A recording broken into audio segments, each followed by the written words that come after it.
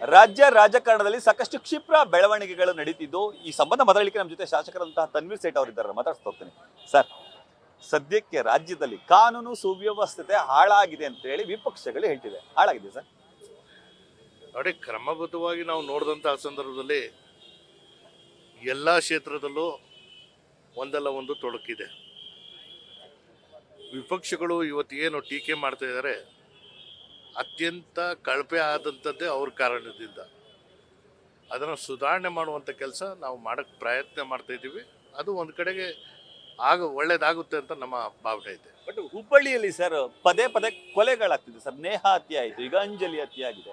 ಕಾನೂನು ಸುವ್ಯವಸ್ಥೆ ಹದಗೆಟ್ಟಿದೆ, ಪ್ರತಿ ವಾರ ಕೊಲೆ ಆಗ್ತಿದೆ ಅನ್ನೋದು ವಿಪಕ್ಷಗಳ ಆರೋಪ. ನೋಡಿ, ನಾನು ಈ ಹಿಂದೆನೂ ಕೂಡ ನಾನು ಹೇಳಿದ್ದೇನೆ, ಅಪರಾಧ ನಡಿಬಾರ್ದಿತ್ತು, ನಡೆದೋಗಿತ್ತು. ಅದನ್ನು ರಾಜಕೀಯ ವಸ್ತುವಾಗಿ ಇಡೀ ರಾಜ್ಯ ವ್ಯಾಪ್ತಿಯಲ್ಲಿ ನೇಹಾ ಹತ್ಯೆ ಪ್ರಕರಣವನ್ನು ತಗೊಂಡ್ರು. ಇವತ್ತು ಅದೇ ಪ್ರದೇಶದಲ್ಲಿ ಮತ್ತೊಂದು ಕೊಲೆ ಆಗಿದೆ. ಬಹುಶಃ ನಾವು ನೋಡ್ತಾ ಇರುವಂಥದ್ದು, ಇದು ಎರಡು ಮನಸ್ಸುಗಳ ಮಧ್ಯೆ ನಡೀತಾ ಇರುವಂತಹ ಭಾವನೆಗಳ ಚೆಲ್ಲಾಟ. ಕೊಲೆ ಅಂತಿಮವಾಗಿ ಕೊಲೆಯಲ್ಲಿ ಪರಿಗಣಿಸ್ತಾ ಇದೆ. ಪೋಷಕರ ಜವಾಬ್ದಾರಿ ಇದೆ, ಸಮಾಜದ ಜವಾಬ್ದಾರಿ ಇದೆ, ಅದಾದಮೇಲೆ ಕಾನೂನು ಸುವ್ಯವಸ್ಥೆ ಅನ್ನೋದು ಸರ್ಕಾರದ ಜವಾಬ್ದಾರಿ ಕೂಡ ಇದೆ. ಇಂಥ ಪ್ರಕರಣಗಳು ನಮ್ಮ ಮುಂದೆ ಏನಾಗ್ತಾ ಇದೆ, ಇದನ್ನು ವಿಶೇಷವಾಗಿ ನಾವು ಭಾಳ ಒಂದು ಅತ್ಯಂತ ಗಂಭೀರವಾಗಿ ಪರಿಗಣಿಸಬೇಕು. ಸರ್, ಈಗ ವಿಪಕ್ಷಗಳು ಹೇಳ್ತಿರೋದೇನಂತ ಅಂದ್ರೆ ಸರ್ಕಾರ ಪತನ ಆಗುತ್ತೆ ಅಂತ. ಈಗ ವಿಜೇಂದ್ರ ಅದೇ ಹೇಳ್ತಾರೆ, ಸರ್ಕಾರ ಪತನ ಆಗುತ್ತೆ. ಯಾವುದೇ ಕಾರಣಕ್ಕೂ ಇಂಥದ್ದು ಆಗುವಂಥದ್ದಕ್ಕೆ ಅವಕಾಶ ಇಲ್ಲ. ರಾಜ್ಯದ ಉದ್ದಕ್ಕೂ ಜನ 136 ಸ್ಥಾನಗಳನ್ನ ಕೊಟ್ಟು ಆಶೀರ್ವಾದ ಮಾಡಿದ್ದಾರೆ. ವಿಜೇಂದ್ರ ಅವರು ಯಾವ ಭ್ರಮೆನಲ್ಲಿ ಹೇಳ್ತವ್ರು ಅಂತ ಗೊತ್ತಿಲ್ಲ. ಇವತ್ತೇನು ನಮ್ಮ ಮುಂದೆ ಇರುವಂತಹ ಇದಕ್ಕಿಂತ ಅತ್ಯಂತ ಗಂಭೀರವಾದಂತಹ ವಿಚಾರಗಳು ಚರ್ಚೆ ಮಾಡಬೇಕಾಗಿರುವಂಥದ್ದಿದೆ. ಪ್ರಜ್ವಲ್ ರೇವಣ್ಣ ಇವತ್ತು ಇನ್ನೂ ಪೊಲೀಸರ ಇದಕ್ಕೆ ಸೆರೆ ಆಗಿಲ್ಲ. ಒಂದು ಕಡೆ ರೇವಣ್ಣ ಅವರಿಗೆ ಷರತ್ತುಬದ್ಧವಾದಂತಹ ಜಾಮೀನನ್ನು ಕೊಟ್ಟಿದ್ದಾರೆ. ಆ ವಿಚಾರ ಮಾತಾಡೋದು ಬಿಟ್ಟು ನಡೆದೋಗಿರುವಂತಹ ಅಪರಾಧ ತಪ್ಪು ಅಂತ ಭಾಳ ಸ್ಪಷ್ಟವಾಗಿ ಹೇಳೋ ಜಾಗಕ್ಕೆ ಪೆನ್ ಡ್ರೈವ್ ಯಾರು ಹಂಚಿದ್ರು ಅಂತ ಹುಡ್ಕಕ್ಕೆ ಹೋಗ್ತಾ ಇದೀವಿ ನಾವು. ಸೊ ಇದೆಲ್ಲ ಏನಾಗಿದೆ ಅಂತ ಹೇಳಿದ್ರೆ, ವಿಚಾರನ ದಾರಿ ತಪ್ಪಿಸುವಂಥ ಕೆಲಸ ಈ ರಾಜ್ಯದಲ್ಲಿ ನಡೀತಾ ಇದೆ. ಯಾರಿಂದ ನಡೀತಾ ಇದೆ ಅನ್ನೋದು ಜನರಿಗೆ ಗೊತ್ತಾಗ್ತಾ ಇದೆ. ಸೊ ಹಾಗಾಗಿ ಈ ಎಲ್ಲವೂ ನಡೀತಾ ಇರುವಂಥದ್ದು ಎಲ್ಲವೂ ಸರಿ ಅಂತ ನಾನಂತೂ ಒಪ್ಕೊಳ್ಳೋಕ್ಕೆ ತಯಾರಿಲ್ಲ. ಇನ್ನೂ ಬಿಗಿಯಾದಂತಹ ವಾತಾವರಣ ತರಬೇಕಾಗಿದೆ.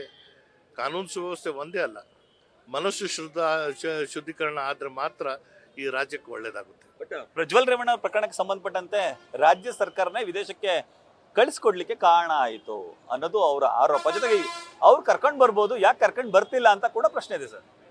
ನೋಡಿ, ಯಾರು ತಪ್ಪು ಮಾಡಿದ್ರೋ ಯಾರು ತಪ್ಪು ಮಾಡಿಲ್ವೋ ಅನ್ನೋದು ಇಲ್ಲಿ ನಾವು ಚರ್ಚೆ ಮಾಡೋದಲ್ಲ. ಆರೋಪಿ ಯಾರ ಸಂಬಂಧ ಅಲ್ಲ. ಆರೋಪ ಎಸಗಿರುವಂತಹ ಆರೋಪಿಗೆ ನ್ಯಾಯಾಲಯ ಮತ್ತು ಪೊಲೀಸರು ನೋಡ್ತಾ ಇರುವಂಥದ್ದು. ಅದಕ್ಕೆ ಯಾರ ಜೊತೆ ಸಂಬಂಧ ಇಟ್ಕೊಂಡು ಯಾರ ಜೊತೆ ಸಂಪರ್ಕದಲ್ಲಿದ್ದಾರೆ. ಯಾಕಂದರೆ ಜಿ ಟಿ ದೇವೇಗೌಡರು ಹೇಳಿದ್ದಾರೆ ಪ್ರಜ್ವಲ್ ಯಾರ ಸಂಪರ್ಕದಲ್ಲೂ ಇಲ್ಲ ಅಂತ.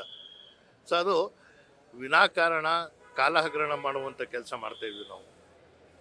ಅವನು ಇನ್ನೂ 1 ವರ್ಷ ಬಿಟ್ಟು ಬಂದ್ರೂ ಶಿಕ್ಷೆ ಅಷ್ಟೇ, ಈಗ ಬಂದ್ರೂ ಗೌರವದಿಂದ ಶಿಕ್ಷೆ ಏನು ಅಂತ ತಗೋಬೋದು. ಸೊ ಆ ಕಾರಣದಿಂದ ರಾಜ್ಯದ ಉದ್ದಕ್ಕೂ ಇವತ್ತು ಆಗ್ತಾ ಇರುವಂತಹ ಪ್ರಕರಣಗಳು ನೋಡಿದಂತಹ ಸಂದರ್ಭದಲ್ಲಿ ನಾನು ವಿಪಕ್ಷವರು ಹೇಳ್ದಂಗೆ ಅವರ ಕುಮ್ಮಕ್ಕಿಂದ ಆಗ್ತಾ ಇದೆ ಅಂತ ನಾನು ಹೇಳಬೇಕಾಗುತ್ತೆ. ಯಾಕಂದರೆ ಇವತ್ತು ಆಗ್ತಾ ಇರುವಂತಹ ಪ್ರಕರಣಕ್ಕೂ ಸರ್ಕಾರಕ್ಕೂ ಏನೂ ಸಂಬಂಧ ಇಲ್ಲ. ಆದರೆ ಆಗಬಾರ್ದು. ಇದನ್ನು ನಾವು ತಡೆಗಟ್ಟಲು ಏನು ಮಾಡಬೇಕು ಅನ್ನೋದು ಮಾಡಬೇಕಾಗುತ್ತೆ.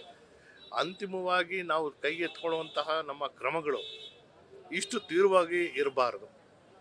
ಪ್ರೀತಿ ವಿಫಲ ಆಯಿತು ಹಂಗಂತ ಹೇಳಿ ಕೊಲೆ ಮಾಡ್ತಾನೆ ಅಂತ ಹೇಳಿದಾಗ ಆ ಮನಸ್ಸು ಸ್ಥಿತಿ ಬರುವಂಥದ್ದು, ಅದರಲ್ಲೂ ವಿದ್ಯಾರ್ಥಿ ದಶೆಯಲ್ಲಿ ಬರುವಂಥದ್ದು ಬಹಳ ತಪ್ಪು.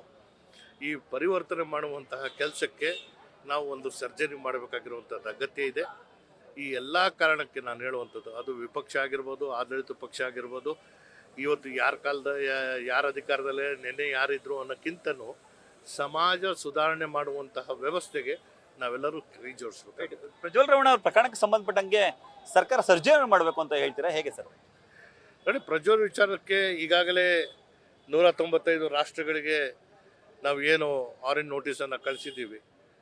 ಇಷ್ಟಾದರೂ ಕೂಡ 2 ಬಾರಿ ಟಿಕೆಟು ಕ್ಯಾನ್ಸಲ್ ಆಗಿದೆ ಅಂತ ಮಾಹಿತಿ ಬಂದಿದೆ.